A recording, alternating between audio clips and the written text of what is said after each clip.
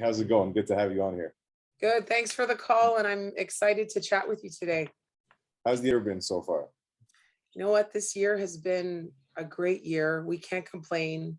It's been a really upward trend of rising prices for a lot of sellers. So it's definitely a seller's market for sure. But there's still good deals to be had for those buyers. So don't give up. If you're still looking, there's still opportunities to be had. So I'm very grateful to be in this business. But overall, we can't complain. We have to celebrate all the positives. And with the negatives, we just keep trying to grow and be better and not let that bring us down. All right, that's a nice reminder. What is it that made you love real estate? How come you're still in it?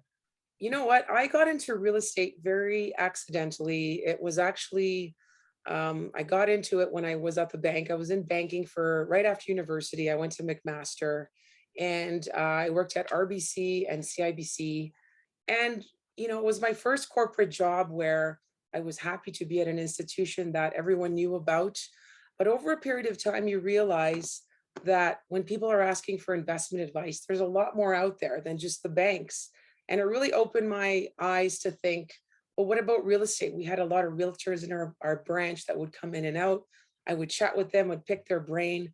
And it got me intrigued because the banks had a lot of financial solutions for clients. And I was interested to know more and learn more and broaden my scope as not only a banker, but really embracing the realtor side of things. It's something I never thought I would get into, but my curiosity got the best of me, trying to help people because not everybody can navigate it super smoothly all the time. And there's a lot of questions in real estate, unless you're very seasoned. If you're, a savvy investor, then it becomes second nature. So you get a broad spectrum of people. You get families, singles, couples, repeat clients, people looking to retire, downsize, upsize. That's the really cool thing about real estate. And ever since I took my courses over now 11 years ago, I have no regrets. And one of the things that keep me ticking every day that fuels my fire is just knowing that you're helping people, you're helping someone no matter what facet of life that they're in or what stage they're at. It's nice to see them learn if they're in a financial detrimental situation, they have to make a move, or if it's their first time, something really exciting. The buys seem to be very exciting for a lot of people. And then the selling, it just depends on what people want. And no two people are alike. So that's one thing I really like. What do you find that you do on a consistent basis that keeps you coming back and back again? You know what? I think the most consistent habits are being present and also following up. You have a conversation, you book an appointment after an appointment. You don't just leave it hanging. I think that's very important. That's a habit that always needs consistency. And I think just tenacity, and it's almost like you're a chameleon. No matter what happens, you just have to adapt. Yeah, Whether uproot people yourself. are, oh Yeah. yeah, oh yeah. Whether you're, it's one of the harder days or one of those days where people are, complaining or angry. You just have to be a compassionate listener, have empathy. Not all days are going to be awesome. It's all about your mindset and just listening, being patient, and just molding your solutions to the client.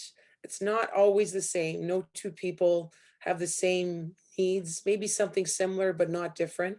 So, habits, I would say, continuous follow up, discipline, making sure that you're keeping a regimented routine. So, for example, for me, I like yoga. Hot yoga is amazing. It keeps you de-stressed. You can I like, meditate, yes. health, exactly. If you're not in the right frame of mind, everything else just seems to fall apart. So, I think sound judgment within the mind is very important too. And I find that helps every other day just to keep yourself centered, balanced, and in the right zone. So, what are you noticing right now in the mortgage financial space? Are you finding most people are going variable or fixed? Or, Eddie, maybe you can tell us a little bit about what you're seeing. Sure. I love this question. And the rate discussion, whether to go fixed or variable, has been long lasting in the field. but more so now with inflation and interest rates being expected to rise in 2022. We're noticing a lot of variable, and it's curious because variable is much lower than fixed currently. And one amazing feature of the variable rate with majority of lenders is that it could be switched into a fixed rate. And so that's what I've been seeing. Some people prefer fixed for the utility of having fixed payments going forward. And some people like taking advantage of the variable rate in order to be able to put down more money towards their mortgage and therefore building up more of their principal over time. That's good to know because I get that question a lot and then I always refer them to you. So thanks for clarifying that. What are you seeing in the current market? It was a balanced market in September and October. Now, with the winter months, like in December, we're seeing it's coming back to a seller's market. We're seeing multiple offers in many detached and semi-detached properties, even townhouses. So we're seeing supply shortages, meaning there's greater demand than there is supply. For the condo market, it's pretty balanced, especially downtown Toronto. There's a lot of choice for the one bedrooms. I'm seeing a little bit of an oversaturated market in the one bedroom segment Okay. and in some of the studios. But the one plus dens, the bigger units seem to go a lot quicker than the tighter ones. So the new builds, people like new, but then space seems to always win if it's a first time home buyer. If it's somebody who already knows the building, then it happens to be just personal preference for what they like. But I'm seeing two bedrooms. Still, there's a scarcity in the market. There's not a lot around for people. So there's a greater demand for two bedrooms and bigger units because of COVID and work from home. And also urban families moving in larger spaces too. So we're seeing a trend upwards in two plus dens and two bedroom condos. There's a huge demand and again, limited supply in those segments too. So those are moving and flying off the shelves quickly. Fair enough. And in terms of this competition that you're seeing when it comes to multiple bids, where do you have the most bids? Me personally, I've seen, so for example, Oakville this year, this month actually, just a few days ago, there were 7 offers on a detached property. Okay. And this was in the East Lake area. And there's only 2 listings. So you could see that there's low supply, a lot of demand. This was in the above 2.3 million price point category. And then in the Lorne Park area, there was a really cute bungalow that had high ceilings. Again, no bungalows, a lot of people downsizing. They can't find bungalows. At a couple of months ago, where it was 3 offers, now we had 7 offers. So it almost looks like the number of offers are really, really accelerating compared to a few months ago, just because of the scarcity. So where we see the most, it really depends on the supply. I would say that Toronto, the housing market there's always a shortage. There's no land left available, very limited. But in the West End, like Mississauga, Oakville, Etobicoke, we're seeing greater offer presentations and multiple offers more than before, even in the Vaughan area too. So GTA in general. Right.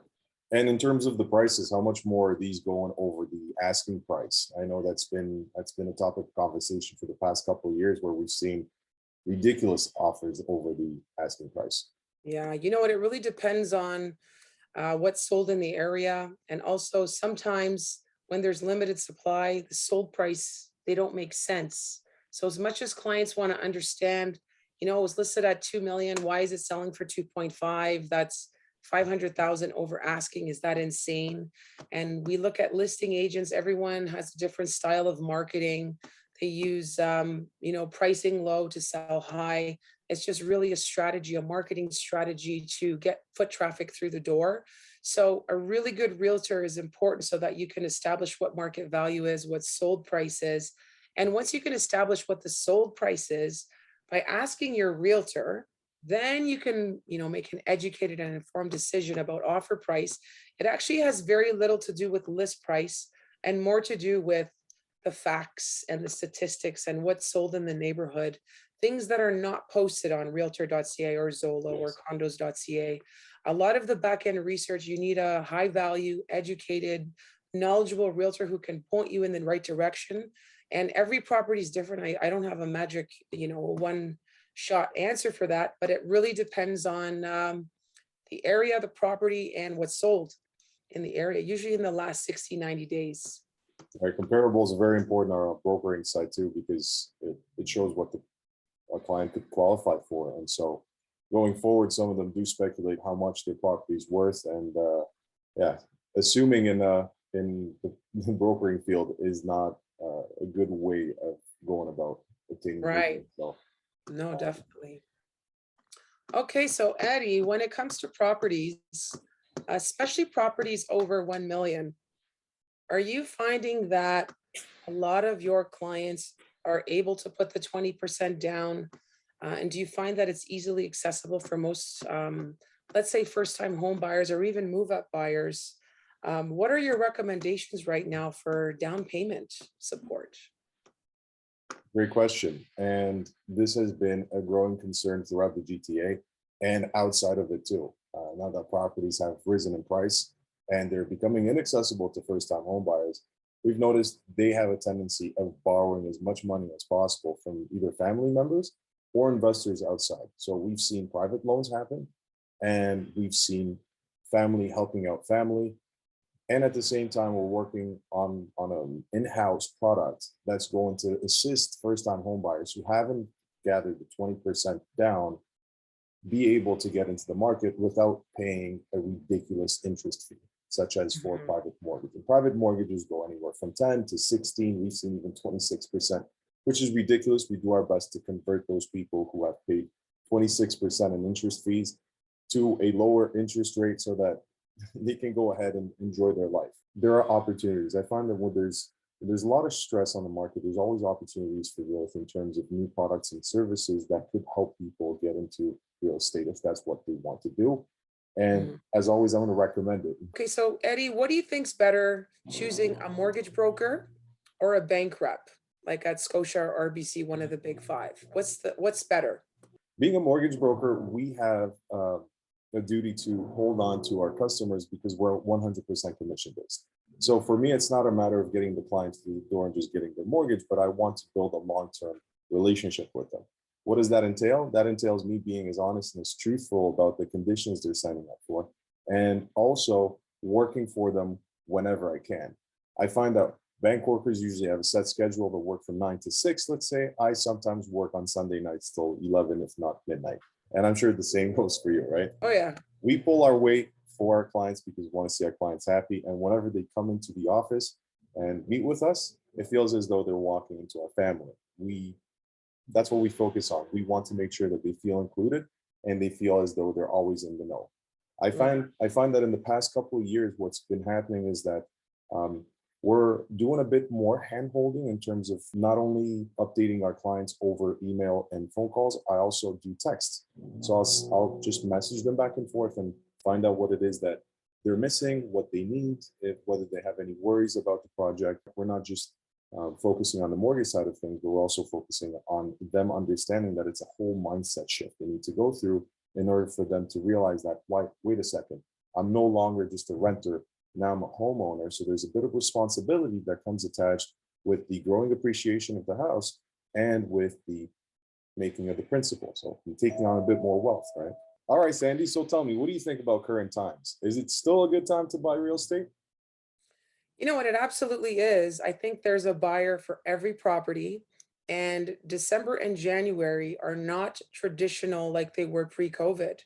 But the weather has a lot to do with a lot of people's mindset on looking, and the motivation of a lot of people really depends on priorities and what's important to them. So people think that, sometimes December and January are the best times to look at property. I would recommend looking at property whenever you know you're ready, because it just depends on if it's the right one. It could be the right one in August, it could be the right one in February. And I think it's just in really timing of when a seller decides to move. So I don't think there's one real best time to buy. I think you should just be prepared, have your ammunition ready, and have your ducks in a row, be pre-qualified with your mortgage, with your broker, and make sure that you're aligned with what's happening, and team up with your realtor to make sure that you're solid. Speed is the name of the game. The best time to buy is when you can afford it, when you're ready, It doesn't matter what time of year it is. With COVID now, more people being at home, I have never seen so many people surf the web as much as they did when they're at home because you can't go anywhere. Where are you going to go? So you look at houses. Why not? Right? It's exciting. So I think any time is the right time to buy. It just depends on what it is, and always keeping an open mind because you never know. I agree, and that's very well said. Also, in regards to not knowing and staying informed, I highly recommend those watching this and listening to us that they do their due diligence and study the market. And when I mean that, it's not just surfing the web, like you said. We've we do spend a lot more time on the internet nowadays. It's just more so a call to action for you to inform yourself as to what's available. And if you Hmm. don't know where to look, you can contact me. You can contact Sandy. You can access a multitude of different tools and resources through the two of us. We're here for the people. Without the people, we don't have a business. And so it's in our best interest to serve you as well as we can for you to keep on coming back to us and wanting to do business with us. And also, don't be afraid to ask questions. There's no Yes. wrong questions. Honestly, even if you think it's silly, still ask it because you probably other people are thinking the same. So questions helps you become more knowledgeable. And I always say it doesn't hurt to ask a question. It's free. Keep your curiosity going strong, and that's how you become more powerful. Well said, Sandy. All right. So with that in mind, until we meet next, thank you so much for your time. Thanks, Eddie. Likewise. Okay, bye, everyone.